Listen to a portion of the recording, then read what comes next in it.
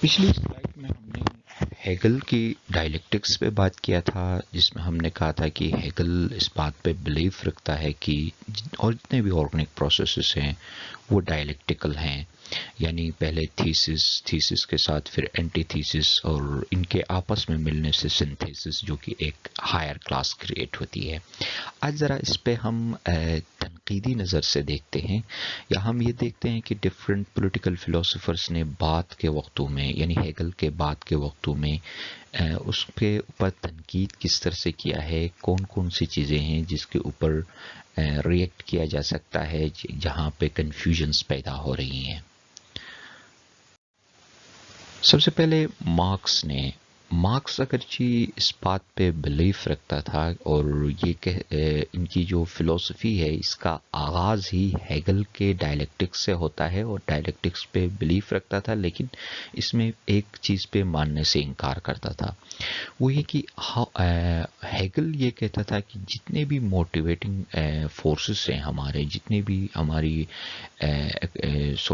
Political process ہو، economic process ہو، یہ جتنے بھی پروسیسز ہیں وہ سارے جو ہے نا ان کو موٹیویٹ کرنے والی، ان کو پش کرنے والی جو بیسک چیز ہے وہ سپرٹ ہے۔ یہ ماننا تھا ہیگل کا۔ ہیگل اس بات پہ بلیف رکھتے تھے، جبکہ مارکس کہتا ہے کہ یہ سپرٹ نہیں ہے بلکہ مٹیریل فورسز ہیں۔ مارکس کہتا ہے کہ یہ مٹیریل فورسز ہیں جن کے اوپر آرگینک پروسیس بیس کرتی ہے۔ تو باقی چیزوں پہ مارکس تو ہیگل کے ایکسیپٹ کرتے ہیں، لیکن ایک بات پہ نہیں مانتے۔ ہیگل کہہ رہے تھے کہ تمام چیزوں کا، تمام آرگینک پروسیسز کی جو سپرٹ ہے وہ تمام آرگینک پروسیسز ہیں ان کی موٹیویٹنگ فورس سپرٹ ہے، لیکن مارکس کہتے ہیں کہ یہ مٹیریل ہے۔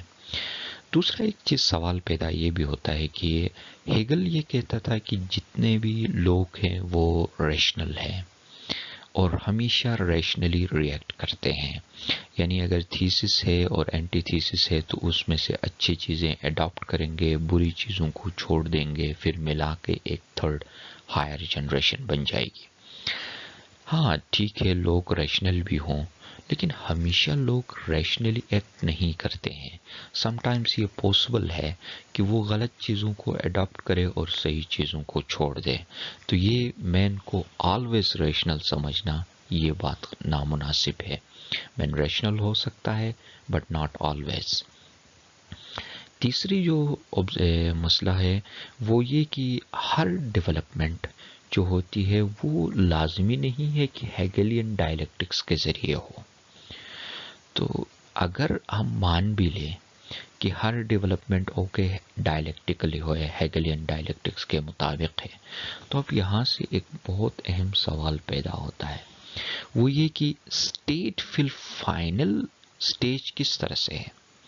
پھر اسٹیج کو کسی اور کے اسٹیٹ کے ساتھ پھر ایک دوسرا جو ہے نا اینٹی تھیسس کا پیدا ہونا چاہیے، پھر ان کے درمیان میں ملنا چاہیے۔ ہاؤ اٹس پاسبل کہ پھر وہ ایک اسٹیج پہ جا کے اسٹیٹ پہ آ کے رک جاتی ہے اور وہاں سے آگے نہیں بڑھتی؟ تو یہ تین بیسک کنفیوژنس ہیں۔ ان کنفیوژنس کی وجہ سے پورا جو ہیگل کا ڈائلیکٹیکل تھیوری ہے وہ اٹ سیلف ایک پیراڈاکس بن جاتی ہے۔ پہلی تو بات یہ کہ جو مارکس کہتا ہے کہ موٹیویٹنگ فورس سپرٹ نہیں ہے بلکہ مٹیریل ہے۔